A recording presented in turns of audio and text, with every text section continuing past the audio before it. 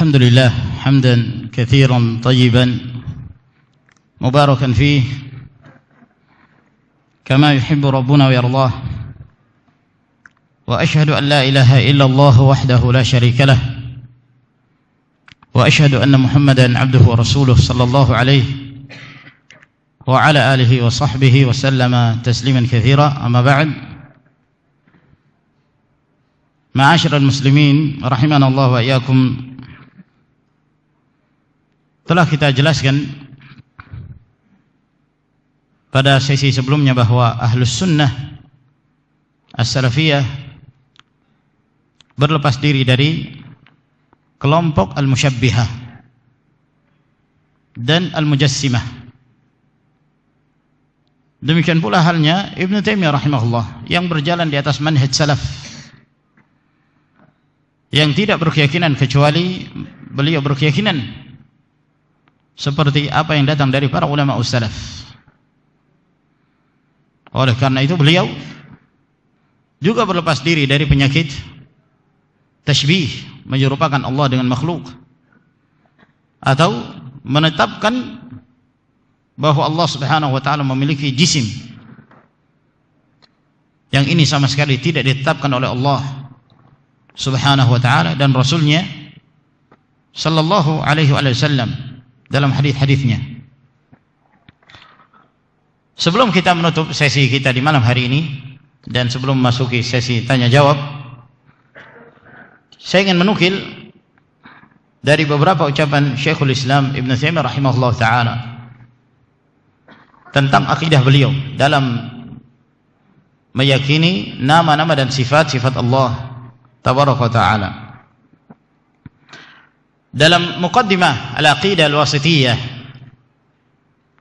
Ibn Taimiyah rahimahullah ta'ala mengatakan, wa minal iman billah al-imanu bima wasafa bihi nafsahu fi kitabih wa bima wasafahu bihi rasuluhu Muhammadun sallallahu alaihi wasallam min ghairi tahrifin wala ta'tilin wa min ghairi takyifin wala tamthil. Di antara bentuk keimanan seorang hamba kepada Allah adalah beriman dengan apa yang Allah Subhanahu wa taala sifatkan dirinya di dalam kitabnya dan apa yang disifatkan oleh Rasulnya Muhammad sallallahu alaihi wasallam, tanpa merubah-rubah makna dari lafaz tersebut dan tanpa mengingkarinya, tanpa membagaimanakan dan tanpa menyerupakan Allah Azza wa Jalla dengan siapapun dan apapun dari makhluknya. Bal yu'minuna bi anna Allah ta'ala laysa kamitslihi syai'un wa huwa samiul basir. Namun mereka beriman bahwa Allah Subhanahu wa taala tidak ada sesuatu apapun yang menyerupainya dan Allah Maha mendengar lagi Maha melihat. Fala yanfuna anhu ma wasafa bihi nafsuhu. Maka Ahlus Sunnah mereka tidak mengingkari, mereka tidak menafikan apa yang Allah sifatkan untuk dirinya. Wala yuharrifuna al-kalima an mawadhi'ihi wala yulhiduna fi asma'illahi wa ayatihi. Dan mereka tidak merubah-rubah firman Allah dari makna-makna yang sebenarnya. Dan mereka tidak melakukan ilhad, tidak menyimpangkan nama-nama Allah, demikian pula ayat-ayat Allah Subhanahu wa ta'ala dari makna yang sebenarnya. Wala yumathiluna sifatihi bi sifati khalqihi. Dan mereka tidak menyerupakan sifat-sifat Allah dengan sifat-sifat makhluknya. Li'annahu subhanahu la samiyya lahu wala kufu'a lahu wala nidda lahu. Sebab Allah Subhanahu wa ta'ala tidak ada satupun yang menyamainya, yang serupa dengannya, dan tidak ada tandingan baginya. Wala yuqasu bi khalqihi subhanahu wa ta'ala. Dan tidak boleh dikiaskan Allah Azza wa Jalla dengan makhluknya. Fa innahu subhanahu a'lamu bi nafsihi wa bi ghairihi. Sebab Allah Azza wa Jalla lebih mengerti tentang dirinya dan yang lainnya. Wa asdaqu qilan wa ahsanu haditsan min khalqihi. Dan Allah Subhanahu wa taala yang paling jujur dalam firman-Nya. dan paling baik dalam penyampaian firman-firmannya dari makhluknya. Thumma rusuluhu shadiquna musaddaqun. Kemudian rasul-rasul Allah, mereka adalah orang-orang yang jujur dan dibenarkan apa yang mereka sampaikan. Bi khilafil ladzina yaquluna alaihi ma la ya'lamun. Berbeda halnya dengan mereka yang mengada-ada atas Allah Subhanahu wa taala hal-hal yang mereka tidak berilmu dengannya. Oleh karena itu Allah Subhanahu wa taala berfirman, subhana rabbika rabbil izzati amma yasifun wa salamun alal mursalin walhamdulillahi rabbil alamin. Maha suci Allah Rabbul Izzah dari apa yang mereka sifatkan, dan keselamatan terhadap para rasul. Disebutkan yang keselamatan terhadap para rasul menunjukkan bahwa para rasul mereka menyebutkan tentang Allah Subhanahu wa taala dengan sebenar-benar penyebutan, dengan sejujur-jujur ucapan, dan mereka menyifatkan Allah Subhanahu wa taala dengan sebenar-benar sifat.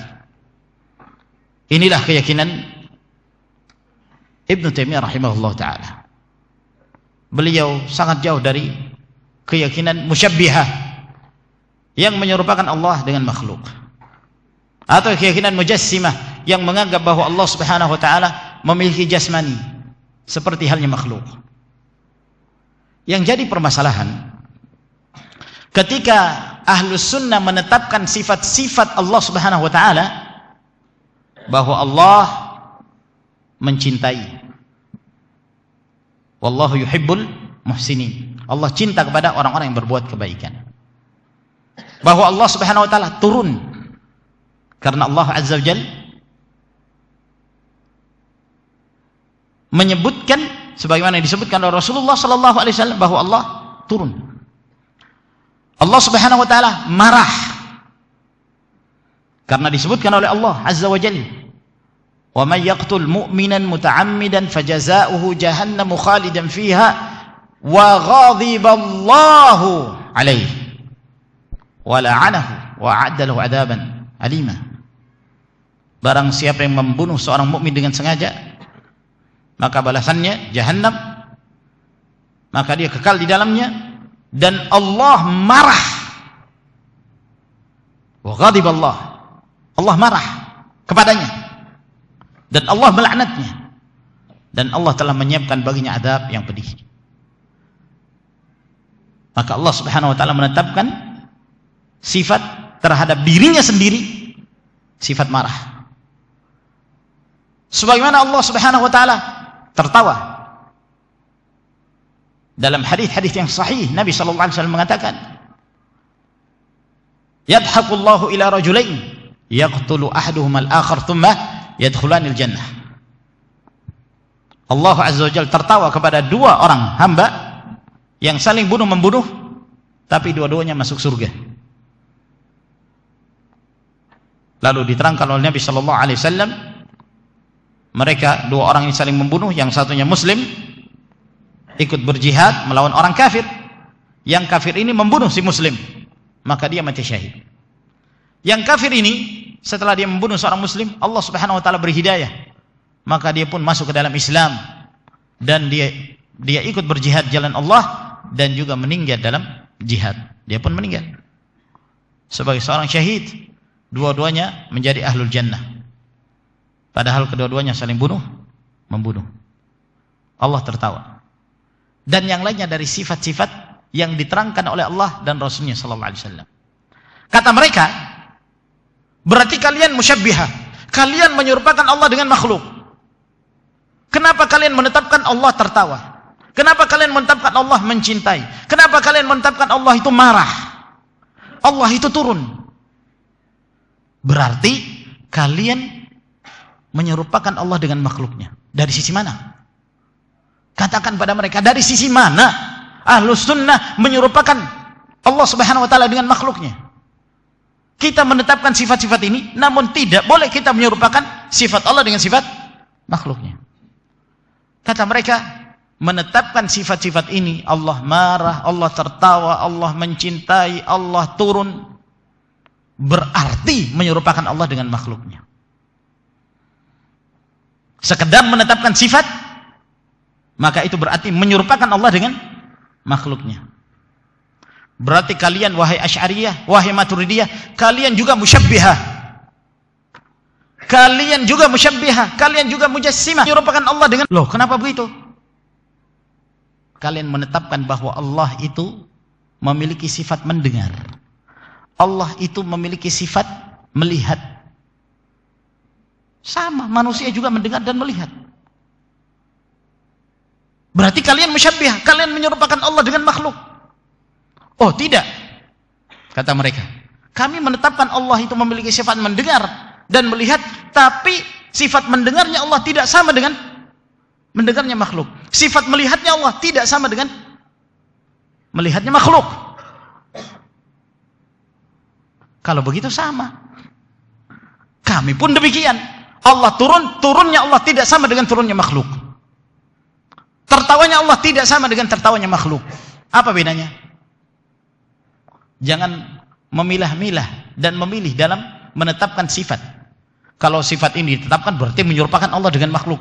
Lah, sifat yang lain yang Anda pun menetapkan, seharusnya kalau Anda menuduh Ahlus Sunnah musyabbihah, kalian juga musyabbihah. Karena kalian menetapkan Allah Subhanahu wa taala mendengar, melihat, memiliki kudrah. Manusia juga demikian. Kalau kalian mengatakan bahwa sifat-sifat yang kami tetapkan, memang kami menetapkan itu sifat Allah, tapi sifat Allah itu tidak sama dengan makhluknya. Sama, Ahlus Sunnah juga begitu. Kami menetapkan sifat-sifat Allah Subhanahu wa taala, namun tidak boleh kita menyamakan sifat Allah dengan makhluknya.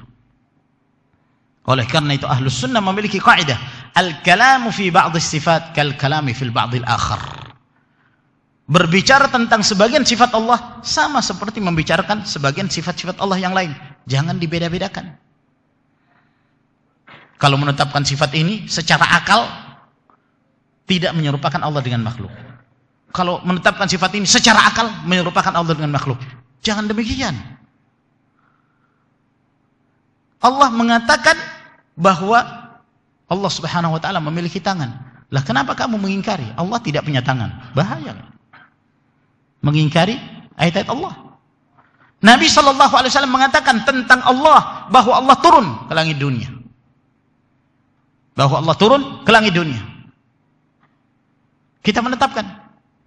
Mereka mengatakan Allah tidak turun. Ya berarti mendustakan hadis Rasulullah sallallahu alaihi wasallam. Allah mengatakan Ar-Rahmanu 'alal 'arsy istawa. Allah beristiwa di atas arasy. Maka kita menetapkan, dan makna istiwa adalah al-'ulu wal irtifa'. Allah Maha tinggi. Kata mereka kalau ditetapkan bahwa Allah Subhanahu wa taala itu beristiwa, berarti menetapkan bahwa Allah itu duduk di atas arasy, yang berarti kalau arasy itu hilang maka Allah jatuh katanya. Na'udzubillah. Ini karena pemahaman, ya. Setiap mendengar kata turun, mendengar kata tertawa, mendengar itu selalu yang difahami makhluk. Ini masalahnya. Sehingga para ulama memperumpamakan mereka ini seperti orang buta. Orang buta ini tidak pernah melihat dunia. Kecil, dia buta sejak lahir. Suatu ketika dia berdoa kepada Allah, ya Allah berikan aku kesempatan untuk melihat dunia walaupun sekejap. Yang penting saya melihat dunia itu seperti apa. Akhirnya dikabulkan. Dia pun sempat terbuka matanya melek, sempat melihat dunia. Ketika dia membuka matanya, kebetulan di hadapannya ada seekor ayam. Lalu setelah itu tertutup kembali. Dia hanya melihat seekor ayam ketika terbuka matanya. Lalu setelah itu tertutup. Sehingga ketika ada orang yang menyampaikan padanya, mobil, si fulan baru beli mobil. Yang diingat ayam. Mobil itu seperti ayam itu. Ada ekornya, ada ayam jago. Datang lagi seorang, oh si fulan baru beli motor Vario yang paling baru, keluaran paling baru. Pikirannya Vario itu seperti ayam. Karena itu yang dia lihat. Si fulan baru beli rumah mewah, istana. Bayangannya ayam. Karena ketika dia melihat dunia, yang dia lihat hanya ayam. Dia tidak melihat yang lain. Seperti inilah perumpamaan orang-orang yang ketika kita menetapkan sifat bagi Allah, yang dibayangkan apa yang dia lihat. Ketika menetapkan Allah punya tangan, karena Allah Subhanahu wa taala menyebutkan tentang dirinya, dan Allah lebih mengerti tentang dirinya daripada yang lain. Bal yadahu mabsutatan. Kedua tangan Allah terbentang, yunfiqu kaifa yasha. Allah Azza wa Jalla memberi nafkah dan rezeki kepada siapa saja yang Allah kehendaki dari hamba-hambanya. Bayangannya kalau ditetapkan Allah memiliki dua tangan, itu bayangannya makhluk manusia punya tangan. Siapa yang mengatakan begini? Itu akal kita, akal manusia itu yang sangat rendah.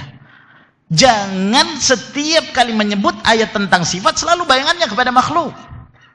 Kalau begitu kalian juga musyabbiha. Kalian menetapkan Allah memiliki sifat mendengar dan melihat. Berarti kalian menyamakan Allah dengan makhluk. Kalau kalian menuduh ahlus sunnah musyabbihah, maka kami juga bisa menuduh kalian sebagai musyabbihah. Kalau kalian mengatakan bahwa kami menetapkan sifat ini, namun kami tidak menyerupakan Allah dengan makhluk, maka begitupun kami ahlus sunnah as-salafiyah, kami menetapkan sifat-sifat Allah Subhanahu wa taala, namun kami tidak menyerupakan Allah Azza wa Jalla dengan siapapun dan apapun dari makhluknya. Saya kira ini ma'asyiral ikhwah rahimakumullah untuk penjelasan kita di malam hari ini, dan insyaallah taala kita akan lanjutkan pada pertemuan yang kedua keesokan harinya. Wallahu taala a'lamu bis-shawab. Fansat, bagaimana menanggapi orang yang mengatakan bahwa Anda Wahabi? Ini Wahabi belum kita singgung ini. Kita masih menjelaskan tentang Salafiyah. Namun seringkali Wahabi itu diidentikan dengan Salafi. Salafi Wahabi. Dan Ahlus Sunnah tidak pernah mengatakan diri mereka Wahabi. Tidak pernah. Ini hanya penisbatan atau penyebutan nama yang dilakukan oleh musuh-musuh dakwah Salafiyah, yang tidak senang kepada dakwah Salafiyah, dengan tujuan tanfirun nas anil haqq, menjauhkan manusia dari al-haq. Yang mereka maksudkan Wahabi itu pengikut Muhammad bin Abdul Wahhab An-Najdi At-Tamimi rahimahullah ta'ala, seorang yang beraqidah salafiyah, dalam kitab-kitabnya bahwa dia seorang salafi rahimahullah ta'ala. Tidak ada yang beliau sampaikan kepada umat ini kecuali qala Allahu qala rasuluhu, qala Allahu qala rasuluhu. Beliau mengajarkan umatnya, beliau mengajarkan kaum muslimin untuk menjadi seorang yang muttabi' Alkitab was sunnah, mengikuti Alkitab was sunnah. Buka kitab beliau, kitab-kitab beliau. Sebagai contoh, Kitabut Tauhid alladzi huwa haqqullahi 'alal 'abid. Perhatikan, tidak ada yang beliau sebutkan kecuali qala Allah, qala Rasul, qala Allah, qala Rasul. Sedikit penjelasan dari yang beliau nukil dari para ulama us-salaf. Dan Ahlus Sunnah bukan pengikut Muhammad bin Abdul Wahhab. As-Salafiyah bukan pengikut Muhammad bin Abdul Wahhab. Muhammad bin Abdul Wahhab adalah salah seorang di antara ulama'ul muslimin yang berjalan di atas manhaj salaf, sebagaimana para ulama yang lain. Para ulama yang lain banyak dari ulama yang berjalan di atas manhaj salaf, di antaranya Muhammad bin Abdul Wahhab. Namun beliau banyak dizalimi, dituduh dengan berbagai macam tuduhan. Dituduh suka mengkafirkan orang lain. La haula wala quwwata illa billah. Beliau tidak mengkafirkan kecuali yang dikafirkan oleh Allah dan Rasulnya sallallahu alaihi wasallam. Hatu burhanakum in kuntum shadiqin. Wahai kalian yang menuduh Muhammad bin Abdul Wahhab, bahwa beliau suka mengkafirkan orang lain. Mana buktinya? Iya kan? Harus pakai bukti. Agar kemudian sikap seorang ilmiah, jangan hanya nukil-nukil. Kalau sekedar mendengarkan orang lain mengatakan, gampang, sangat mudah. Tanpa membedakan mana penukilan ilmiah, mana penukilan yang otentik, mana penukilan yang palsu. Datangkan bukti. Ada yang menuduh Muhammad Abdul Wahhab seorang khawarij. Datangkan bukti bahwa pemikiran beliau pemikiran khawarij. Namun seperti itulah.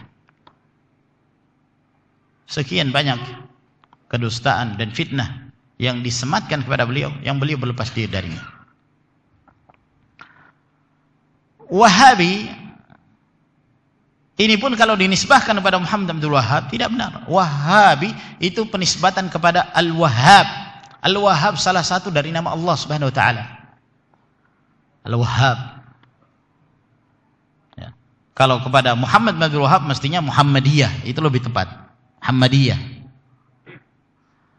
Pengikut Muhammad, maksudnya mereka Muhammad Abdul Wahhab. Al-Wahhab nama Allah Subhanahu wa taala. Walhasil sebagaimana yang kita sebutkan, Ahlus Sunnah tidak punya imam kecuali Rasulullah sallallahu alaihi wasallam. Selain dari Rasulullah, ucapannya bisa diterima dan bisa ditolak. Walaupun Muhammad bin Abdul Wahhab, walaupun Ibnu Taimiyah. Namun Ahlus Sunnah memuliakan para ulama.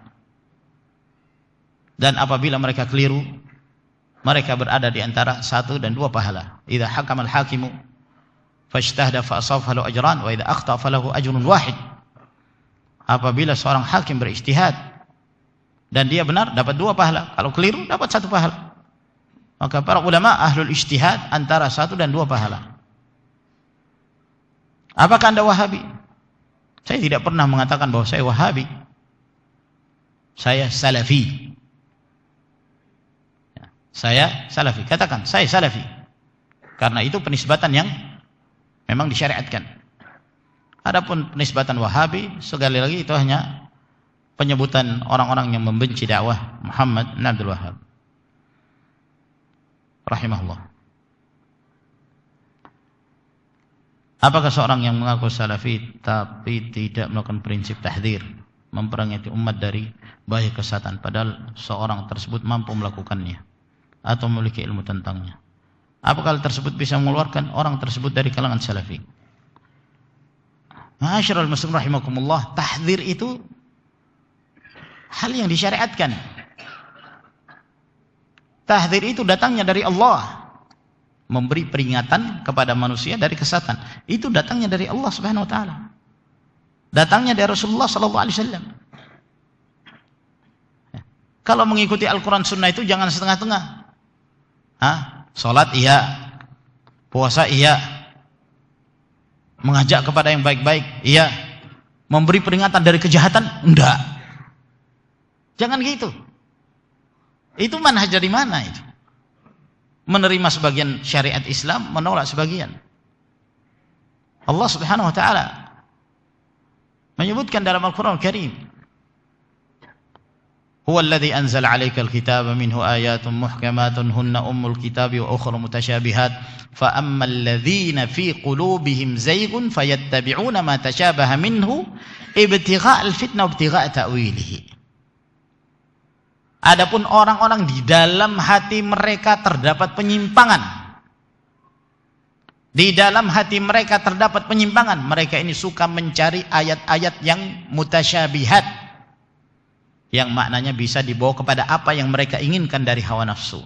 Tujuannya adalah mencari-cari penakwilan dan mencari fitnah. Ketika turun ayat ini, Rasulullah sallallahu alaihi wasallam dalam riwayat Bukhari dan Muslim dari hadis Aisyah radhiyallahu anha, bahwa Nabi sallallahu alaihi wasallam mengatakan, "Fa idza ra'aitumul ladzina yattabi'una ma tashabaha minhu fa ulaika alladzina sammahumullah fahdharuhum." Apabila engkau melihat orang-orang yang suka mencari-cari ayat-ayat mutasyabihat, ayat-ayat yang maknanya bisa dibawa kepada apa yang mereka inginkan, maka mereka itulah yang disebut oleh Allah hati-hati kalian dari mereka. Itu tahdzir namanya. Tahdzir. Dan berapa banyak ayat-ayat Allah Subhanahu wa taala yang di dalamnya mengandung tahdzir, tahdzir dari kaum musyrikin, tahdzir dari ahlul fitan, tahdzir dari orang-orang tertentu. Demikian pula hadis-hadis Nabi sallallahu alaihi wasallam, tahdzir dari qadariyah, tahdzir dari khawarij. Banyak sekali. Demikian pula dari ucapan as-salaf. Dari ucapan as-salaf, generasi terbaik, banyak sekali tentang masalah tahdzir. Ya. Sehingga tahdzir itu harus ada. Tidak mungkin tidak. Bahkan kepada orang-orang yang mengingkari tahdzir, mereka juga mentahdzir. Ada yang menamakan Ahlus Sunnah itu jamaah tahdzir. Jadi JT itu ada dua katanya. Ada jamaah tabligh, ada jamaah tahdzir. Sudah, jangan peduli mereka. Nah, dia mentahdzir. Dia mentahdzir, jangan hiraukan mereka, mentahdzir. Jadi dia JT juga. Nah, kalau nama ini benar, dan tahdzir itu amalan yang mulia. Baca kitab Al-Ijma' ala Al-Hajar wa Tahdzir min ahli al-bid'ah wal ahwa yang ditulis oleh Fadilatul Syekh Khalid bin Dhahwi Al-Dhafiri hafizallahu taala. Di situ beliau menukil para ulama us-salaf, sikap-sikap mereka yang mentahdzir dari berbagai penyimpangan dan bid'ah.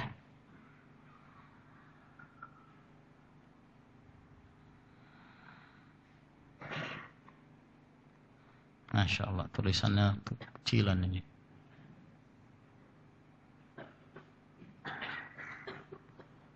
Beri penjelasan tentang hukum beli makanan. Apa ini?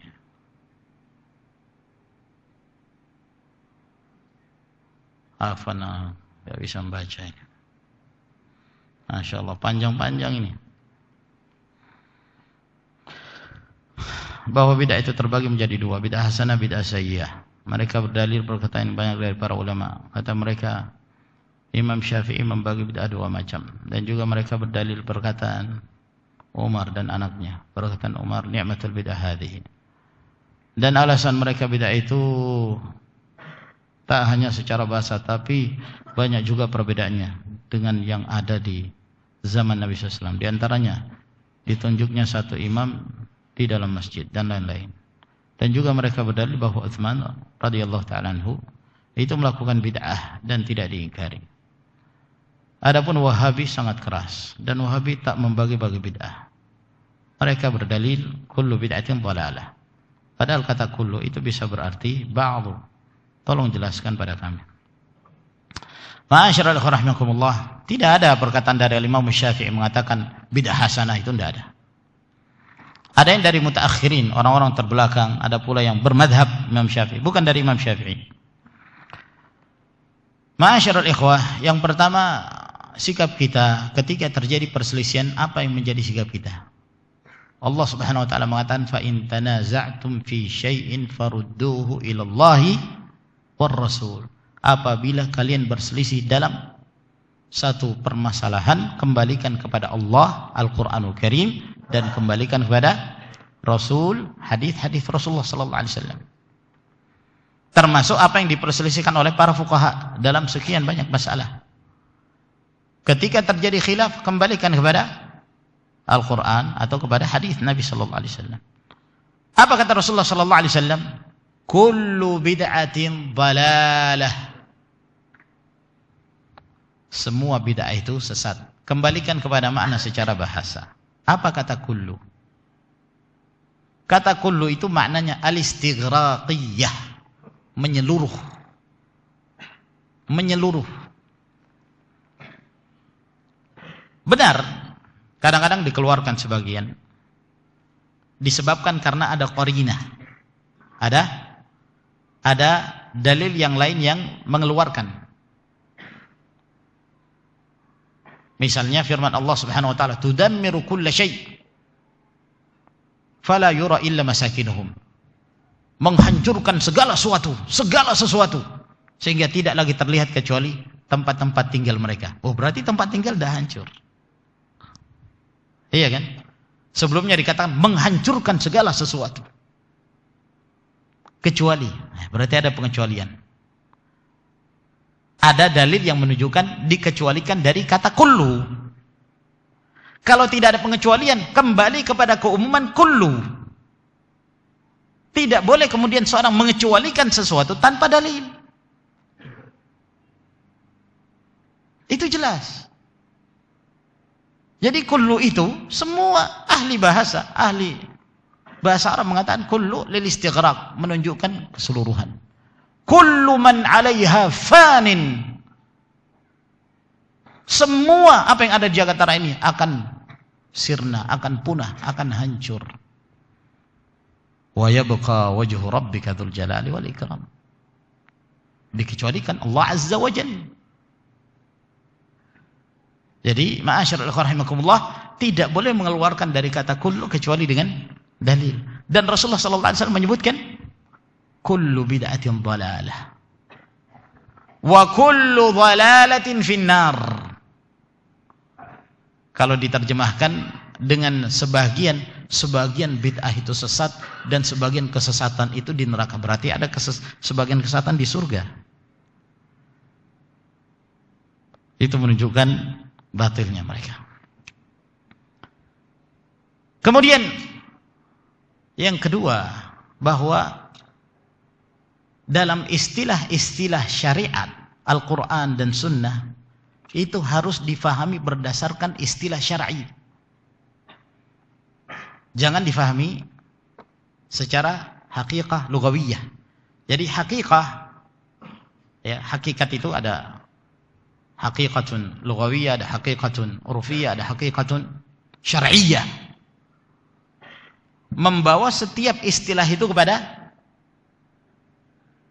tempatnya. Ada istilah bahasa, ada istilah urfi, kebiasaan, ada pula istilah syar'i. Saya beri contoh misal dalam bahasa Indonesia. Orang Balikpapan, ya, kalau dia ke Jawa misalnya, dia bercerita, saya dari satu tempat ke tempat yang lain setiap hari naik taksi. Kata orang Jawa, hebat sekali ini orang, kaya betul, tiap hari naik taksi. Ternyata taksi yang dimaksud kalau di Balikpapan itu angkot. Nah, kalau taksi itu mereka mengatakan taksi argo misalnya. Nah, kalau angkot mereka sebut taksi. Oh, orang Balikpapan kaya-kaya, kemana-mana naik taksi. Itu istilah. Dalam bahasa kita pun ada, iya kan? Perbedaan daerah, satu kata berbeda penggunaan, berbeda pemahaman. Dalam bahasa Arab pun demikian.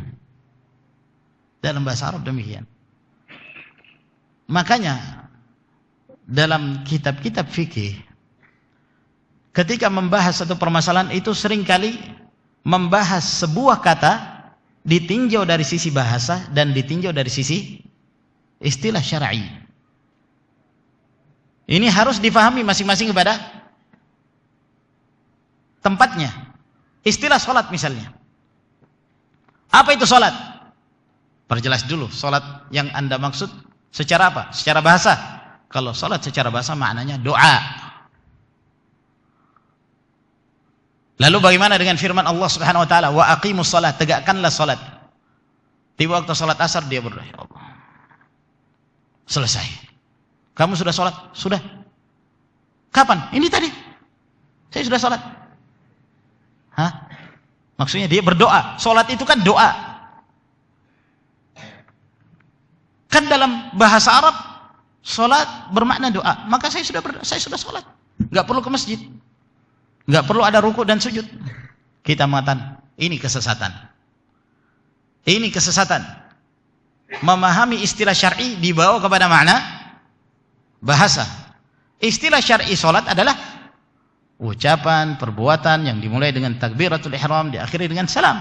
dengan rukun-rukun dan kewajiban-kewajiban yang telah ditetapkan.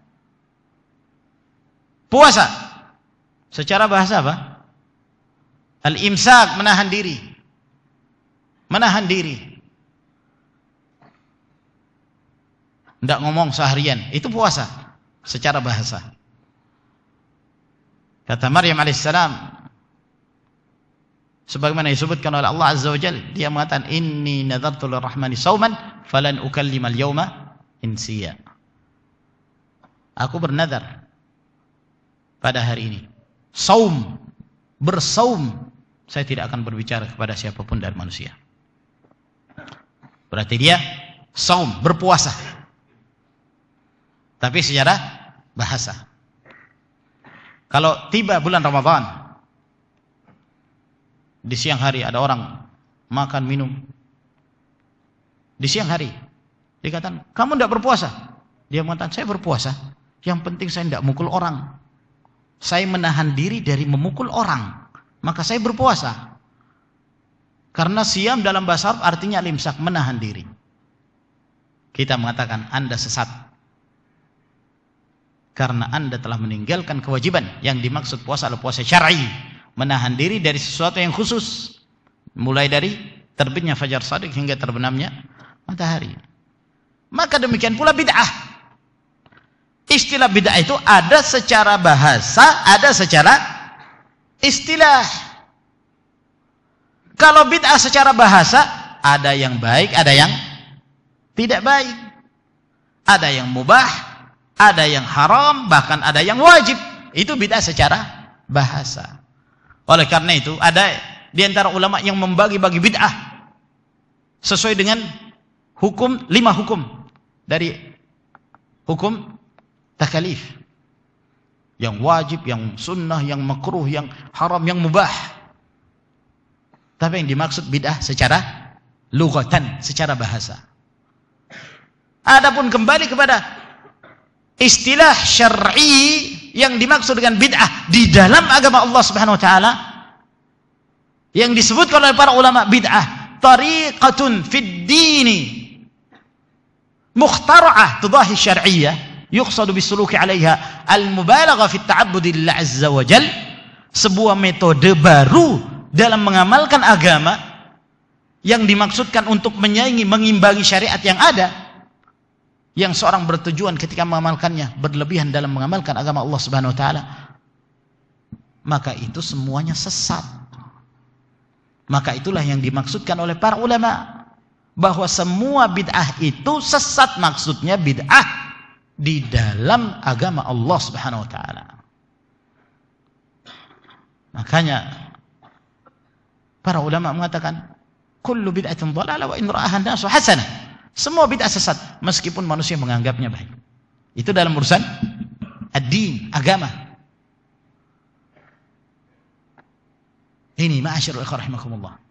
Adapun perkataan Umar bin Khattab, ni'matil bid'atu hadhih, sebaik-baik bid'ah ini, ya.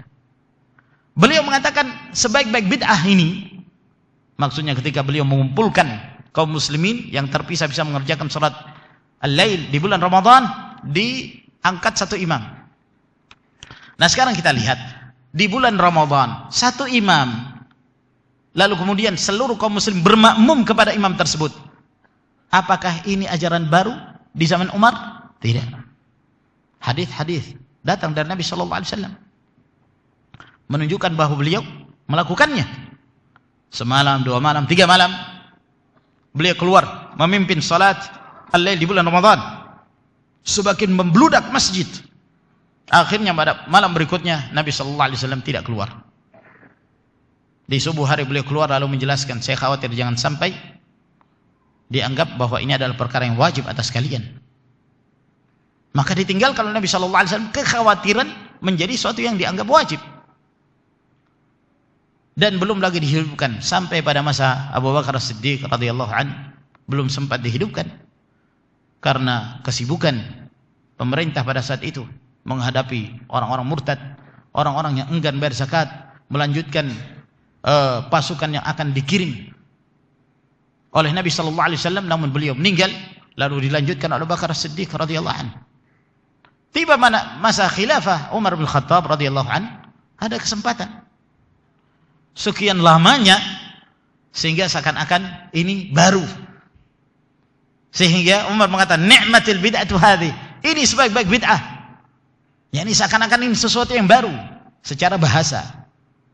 Namun bukanlah bid'ah di dalam agama Allah karena asal hukum syariatnya memang ada dikerjakan oleh Nabi sallallahu alaihi wasallam. Jadi fahami perkataan ulama salaf itu. Lalu bagaimana dengan Utsman bin Affan yang mengumpulkan mushaf? Sekarang Utsman itu dari mana? Apa beliau?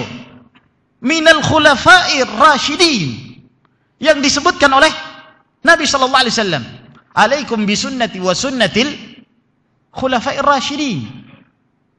Berpegang teguhlah kalian kepada sunnahku dan sunnah al-khulafa'ir rasyidun. Utsman bin Affan bagian dari apa? Al-khulafa'ir rasyidin yang kita dianjurkan untuk mengikutinya berdasarkan perintah dari Nabi sallallahu alaihi wasallam. Iya kan? Jadi dari sisi mana bid'ahnya? Dari sisi mana bid'ahnya? Dan itu diisyaratkan oleh Allah Subhanahu wa taala, inna alaina jam'ahu wa qur'anah. Kamilah yang akan menjamin terkumpulnya Al-Qur'anul Karim.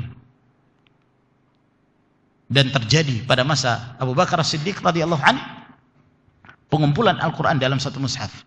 Lalu kemudian pada saat terjadinya khilaf, berselisihnya manusia dalam membaca Al-Qur'anul Karim, ada yang membaca selain bahasa Quraisy, maka Utsman bin Affan beliau pun memerintahkan beberapa sahabat untuk menulis ayat-ayat Allah Subhanahu wa taala, dikumpulkan, apabila terjadi perselisihan maka disatukan dalam bahasa Quraisy. Lalu ditetapkan yang kita kenal dengan mushaf Utsmani dan dibakarnya mushaf-mushaf yang lain. Menjaga kemaslahatan, dan ini termasuk di antara sunnah al-khulafa ar-rasyidun. Oleh karena itu para sahabat tidak ada yang mengingkari. Tidak ada yang mengingkari. Radhiyallahu ta'ala anhum. Jadi dari sisi mana kemudian dikatakan bid'ah? Bid'ah itu misalnya begini, sholawat. Allah Subhanahu wa taala mensyariatkan kita untuk bersolawat kepada Rasulullah sallallahu alaihi wasallam. Innallaha wa malaikatahu yusalluna 'alan nabi ya ayyuhalladzina amanu shallu 'alaihi wa sallimu taslima. Para sahabat mereka orang-orang yang fasih dalam berbahasa Arab. Tapi mereka bukan orang-orang yang lancang untuk membuat syariat. Ketika turun ayat ini mereka datang kepada Nabi sallallahu alaihi wasallam. Ya Rasulullah, qad alimna kaifa nusallimu alaik. Fa kaifa nusalli alaik? Wahai Rasulullah, kami sudah tahu bagaimana cara mengucapkan salam kepadamu. Kami sudah tahu. Tapi bersalawat kepadamu kami tidak tahu. Tidak ada satupun dari kalangan para sahabat ketika turun ayat ini mereka membuat jenis salawat sendiri. Makanya tidak ada salawat gubahan Abu Bakar As-Siddiq, salawat karya Umar bin Khattab, tidak ada itu. Tidak ada. Mereka bertanya kepada Rasul, bagaimana cara bersalawat? Maka Nabi sallallahu alaihi wasallam mengajarkan kepada umatnya apa yang kita sebut salawat Ibrahimiyah, yang biasa kita membaca di tasyahud akhir. Itulah salawat yang diajarkan oleh Nabi sallallahu alaihi wasallam. Tidak ada salawat Tala'al badru alaina, tidak ada salawat ala Yasin Habibillah, ala Toha Rasulillah, atau salawat nariyah, tidak ada. Itu yang baru. Nabi SAW mengajarkan kepada kita salawat yang disyariatkan. Jangan kita melampaui apa yang telah diajarkan oleh Nabi. Kalau para sahabat mereka tidak berani membuat-buat salawat, padahal mereka adalah orang yang paling fasih dalam bahasa Arab.